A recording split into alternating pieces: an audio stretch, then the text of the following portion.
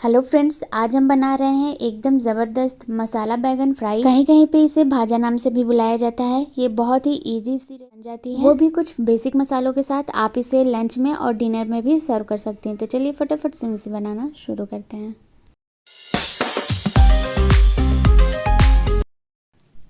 यहाँ पे मैंने बैगन को धुलकर और राउंड शेप में इस तरह से कट कर लिया है और चाकू की हेल्प से इसमें कट भी लगा दिया है। ऐसा इसलिए ताकि मैं जब इसमें मसाले डालूं तो इसके अंदर तक मसाले बिल्कुल अच्छे से एब्जॉर्ब हो जाए और बैगन में मसालों का फ्लेवर बिल्कुल अच्छा है।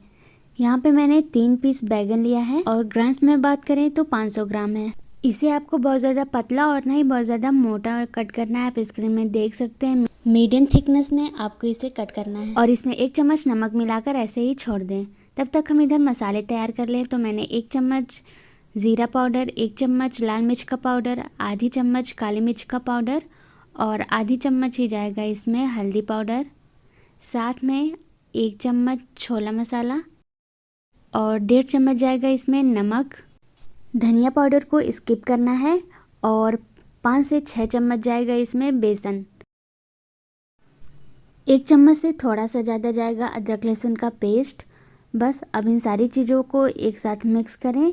मिक्स करने के लिए हम थोड़ा सा पानी का यूज़ करेंगे जिससे कि इसमें बहुत ही अच्छा सा बैटर बन जाए और जब हम इसे बैगन पे अप्लाई करें तो ये बिल्कुल अच्छे से अप्लाई हो जाए। तो यहाँ पे आप देख सकते हैं मैंने थोड़ी क्वांटिटी में पानी डाल दिया है और इसे अच्छे से मिक्स कर लेंगे। मिक्स करने के बाद आप देखेंगे कि ये कुछ इस तरह से हो गया है और लास्ट में हम डाल देंगे 1 पैकेट मैगी मसाला।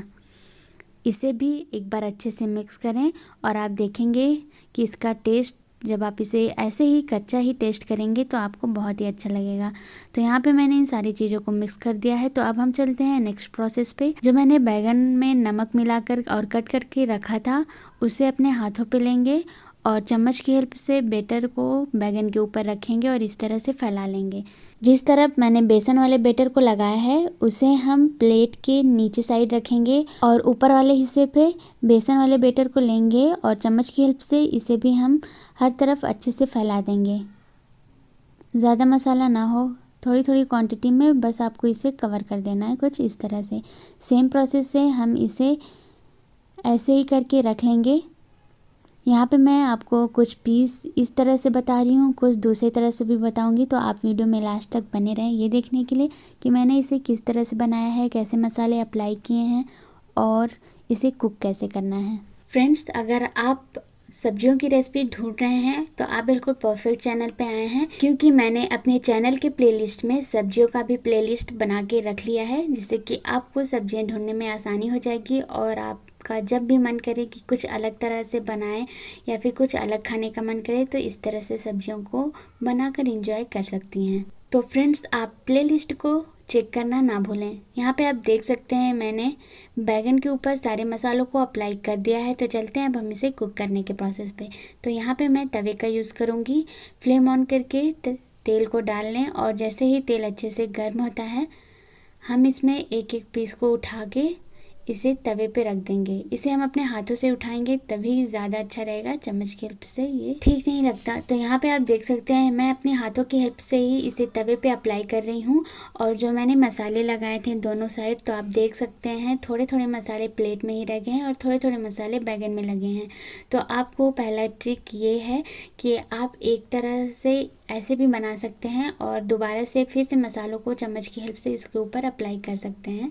इसमें कोई इशू वाली बात नहीं है। और फ्रेंड्स, अगर आप मेरे चैनल पे पहली बार विजिट किए हैं तो फटाफट से सब्सक्राइब कर लें और साथ में बेल आइकन को भी प्रेस कर लीजिएगा।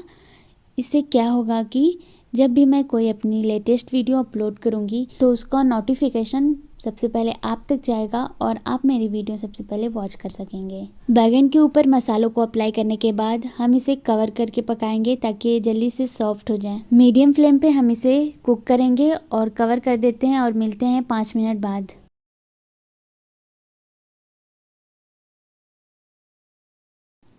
5 मिनट बाद हम इसके लिड को हटाएंगे और देखेंगे, चम्मच की हेल्प से हम इसे उठा के देखेंगे कि अंदर से कुक हुई है या नहीं।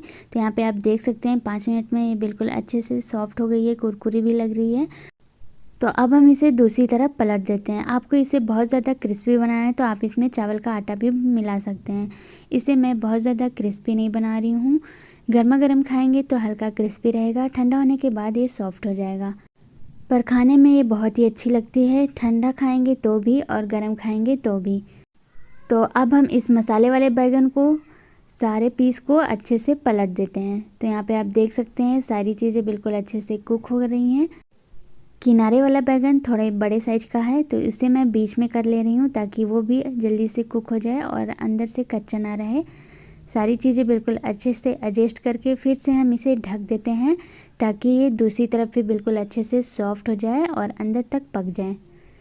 तो यहाँ पे आप फिर से 5 से 10 मिनट बाद देखेंगे कि अच्छे से सॉफ्ट हुई है। नहीं तो सॉफ्ट ही हो गई, बस थोड़ा सा रह गया है तो इसे 5 मिनट और कुक करेंगे। टोटल मैंने इसे 15 मिनट मीडियम फ्लेम पे कुक किया है और ये बिल्कुल अच्छे से सॉफ्ट हो गई है। तो बस अब हम तुरंत ही इसे प्लेट में निकाल लेंगे। यहाँ पे आप देख सकते हैं मैं सारी ही पीस को बिल्कुल अच्छे से चेक करके निकाल ली हूँ और सारी पीस बिल्कुल अच्छे से सॉफ्ट हो गई हैं, क्रिस्पी हो गई हैं। तो अब हम इसे प्लेट में निकाल लेते हैं और फिर से हम इसके ऊपर दूसरी तरह से मसाले लगाकर इसी तरह से सैलो फ्राई करेंगे।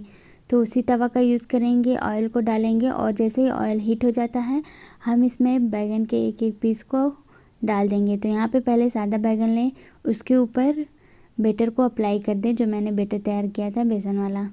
इस तरह से अप्लाई करने के बाद आप इसे तुरंत ही गर्म तेल में इस तरह से तवे पे एक साइड रख दें। इसी तरह से आपको सारे पीस को ही रख देना है एक साइड मसाले को अप्लाई करके, कुछ इस तरह से। सारे पीस को इस तरह से रखने के बाद फ्लेम को मीडियम करें और मीडियम फ्लेम पे ही हम इसके ऊपर मसालों को अप्लाई कर देंगे।